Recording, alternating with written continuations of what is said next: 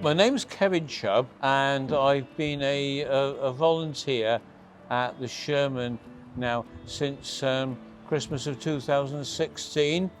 2020 didn't seem quite the same. It was like having a chunk taken out of your life.